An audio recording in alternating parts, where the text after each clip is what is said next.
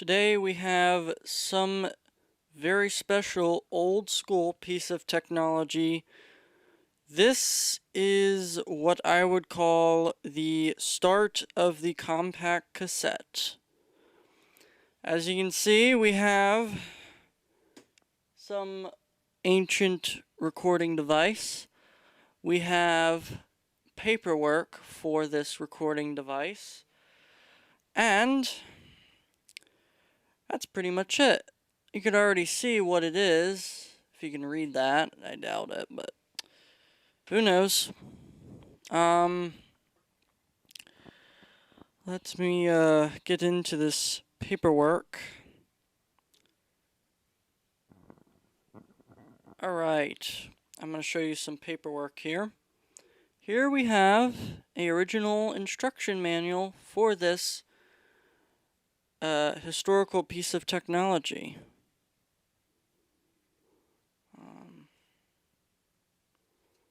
Hold on.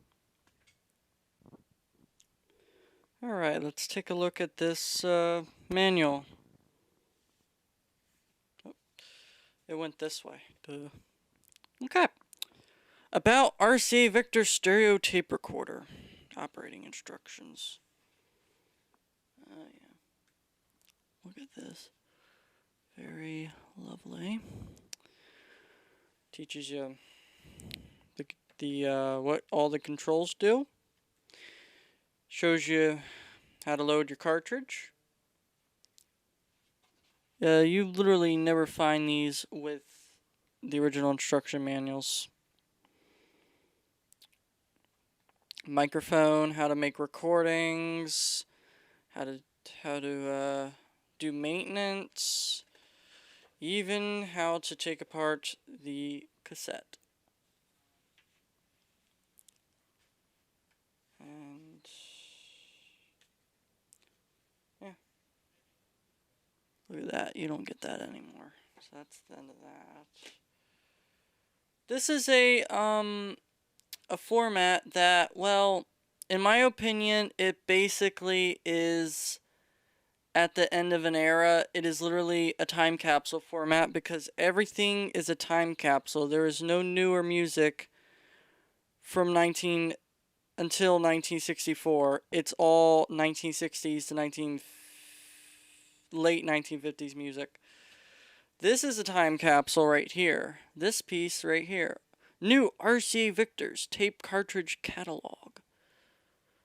And this format started in Oh, I won't spoil it, but let's take a look here. Please focus. Please focus. Ah, here we are. Okay, so if I am... Yep. June 1959. That is basically the start of this format. This was the very first pre-recorded music catalog for your tape cartridge systems. Yeah, jeez. Coming soon, classical. Oh yeah. Here's the prices in 1959. Wow. Okay. And here is a slightly updated one. The world's greatest artists are on RCA Victor Living Stereo Tape Cartridges. So you see there's a big difference with them. This must be when they were getting popular, and this is when they were just starting to figure out what they were wanting to do with the format. But this is full of just music compared to the other one. I'm gonna guess this is from possibly 63. It doesn't have a date like the other one does. Could be, I don't know. Here is a original business reply mail RCA Victor's Consumer Tape Cartridge Service Department T. It was never opened, believe it or not. I opened it. Probably shouldn't have, but you know. The envelope actually folds into a piece of paper to fill out things of what's wrong with it, I guess. Or this is to fill out to purchase pre-recorded cartridges. If your dealer is not yet set up to service your order, use this handy form to order your favorites. Oh. So this is to order those cartridges, I think. I don't know, you would probably send those in the mail. Here's another piece of paper. Look at that. They went into detail on this one. Look at that. Jeez. It literally teaches you everything about it. This is probably what is it called? The salesman guide. Salesman brochure for the unit. Sound tape cartridge by RCA. That's neat. Here's an RCA tube for the hell of it. And here is what one of those cartridges would have looked like. As we can see, let me open this. Oh, and it snap load cartridge.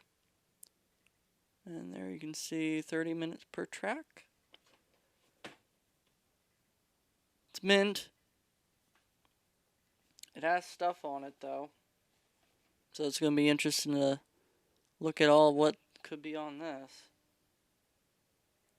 If you can read that. Also, there's a date on it. 12-25th, 1965. 11-1365. So I don't know what's on it. Let's open this beauty up. Here's one of them cartridges. This is one of those cartridges. Hold on. I gotta move it out of my way. This is a cartridge that would have went in your player. Let's take a look at what's on it. Ah, Xmas 1965. I can't read the rest. Nothing on the back, but it is a cartridge. Big ass thing. Let me show you this compared to a cassette. If I could find one. Hold on, I gotta find a cassette. Shoot. Hold on. I found a cassette.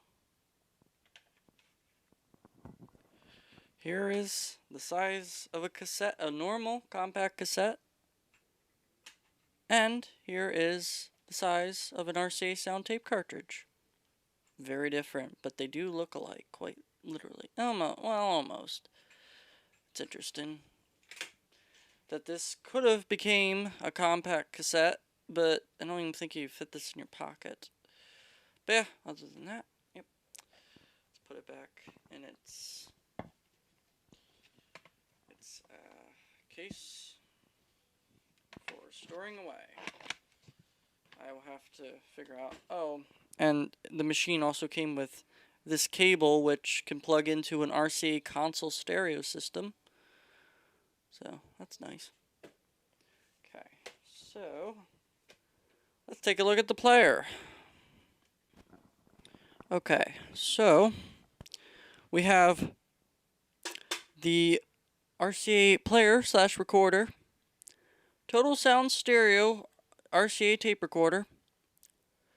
You can see that they did take pride in this unit because they literally engraved RCA Victor on this handle. And they also put some gold trim on it. I like it. Also, look at this. Let's get a close-up of this. Let's get a close-up of our original sales tag. Record and play in stereo RCA Victor. Deluxe stereo tape cartridge recorder, the Cordon Bleu 3YD1 Flightline Series, the most trusted name in sound. And, well, you open it and it tells you everything about it. Like, you enjoy superb high-fidelity recording performance. Yeah. What's the date of this, I wonder? Has no date. Damn it. They never do. I guess. No, deluxe model. Okay, on the side we have various controls. Let me get a close-up. Alright, so first off we have a speaker off switch. We have a stereo input switch, output switch, a stereo output jack,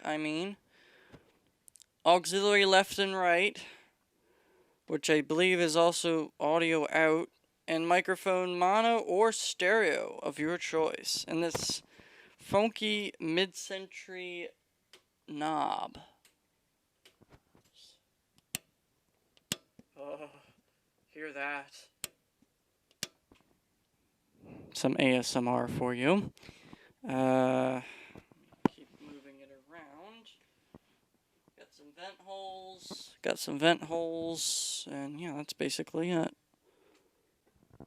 Alright, let's open up the player. There's a latch here, and you just pull it up, and here we go. So, this is a RCA Victor sound tape cartridge player and recorder. This is the portable shoebox version, quite literally a shoebox. Not like those shoebox cassette recorders. This actually could fit shoes in it. Yeah. So, this piece right here is what actually keeps this door from opening. So that's pretty neat to have that as original. So let's move that to the side. And as you can see, this tag is still in it. If you want to read that, be my fucking guest. I guess I don't, you don't want to read it. I guess I don't want to read it. Okay, whatever.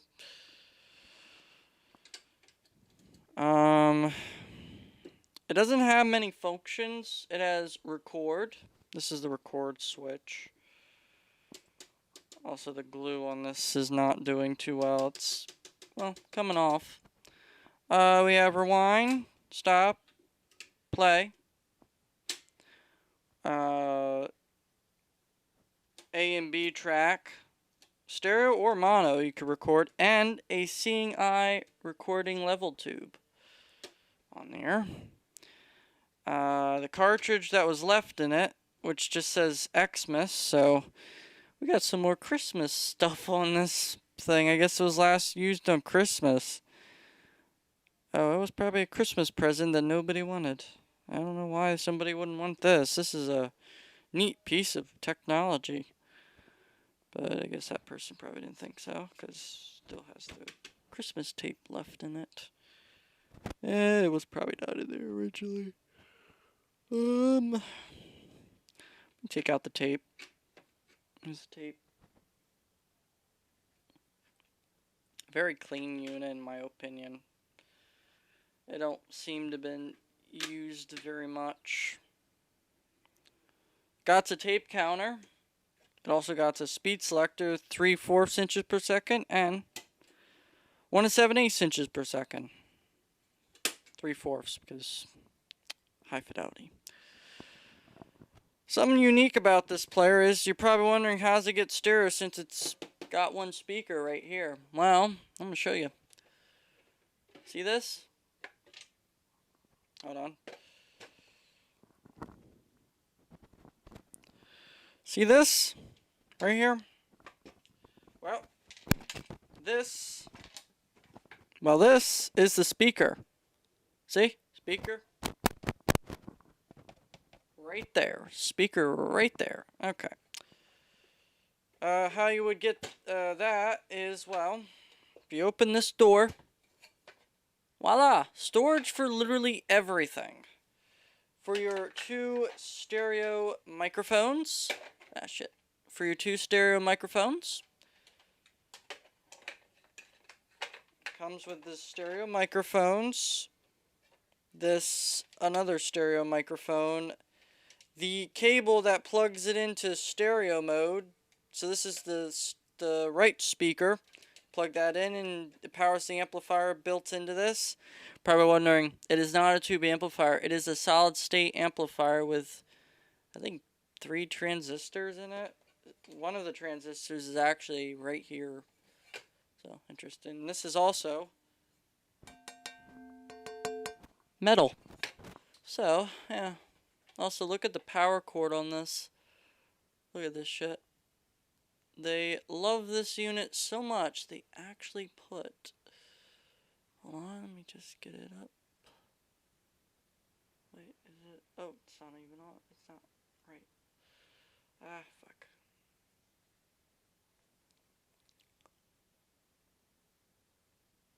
They put RCA on the actual power plug.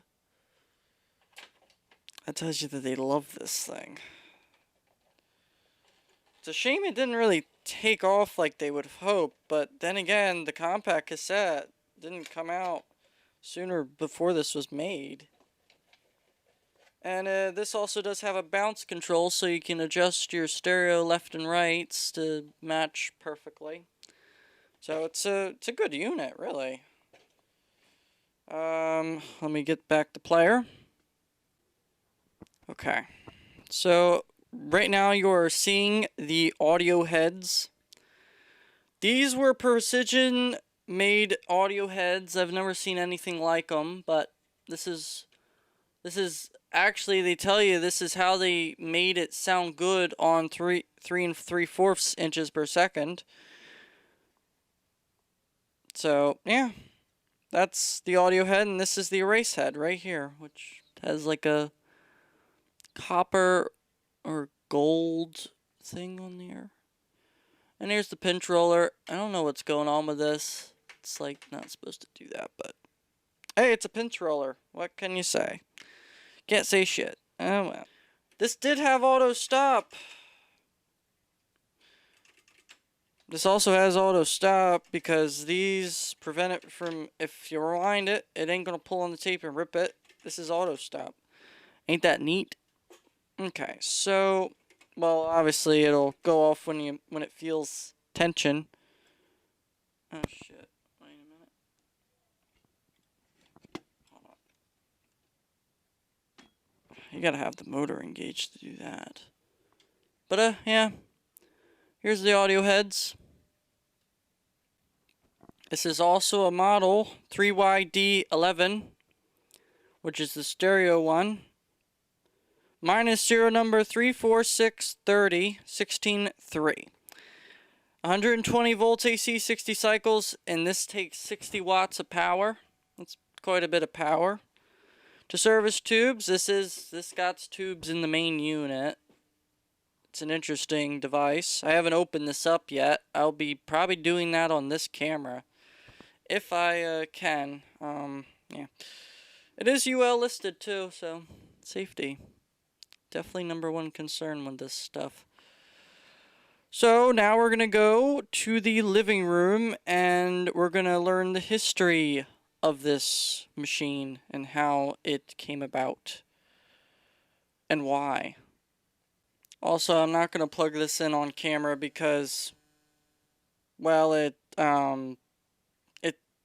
well, when I plugged it in, it smelled of rotten eggs, which means the selenium rectifier in this thing is shot.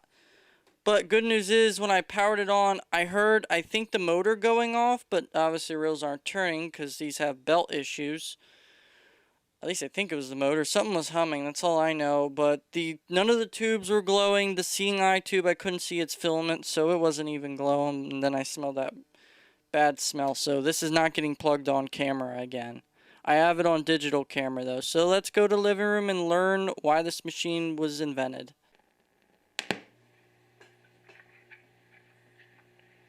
Hello, I'm the RCA 7-TRC-1. I'm the predecessor to the RCA sound tape cartridge format. I'm going to tell you the story of how it began. The RCA sound tape cartridge was introduced in 1958.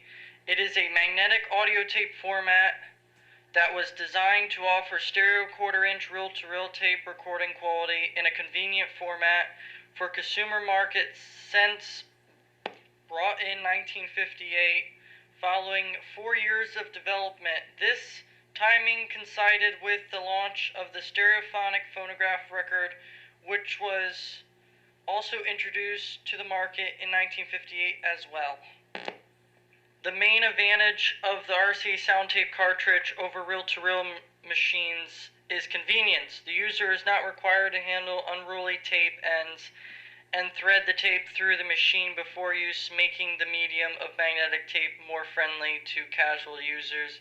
In addition, since the cartridge carries both supply and take-up reels, the cartridge does not have to be rewound before the tape is removed from the machine and stored. Because of these conveniences, the RCA sound tape cartridge system did see some success in schools, particularly in student language learning labs.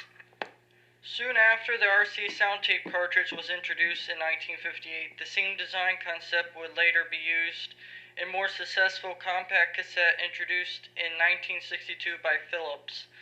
Similar, the RCA cartridges, unlike compact cassette, the RCA sound tape cartridge incorporates built-in brake mechanism to prevent spillage. The format disappeared from retail stores in 1964. The RCA tape cartridge format offers 4 discrete audio tracks that provide a typical play time of 30 minutes of stereo sound per side, or double that for monophonic sound.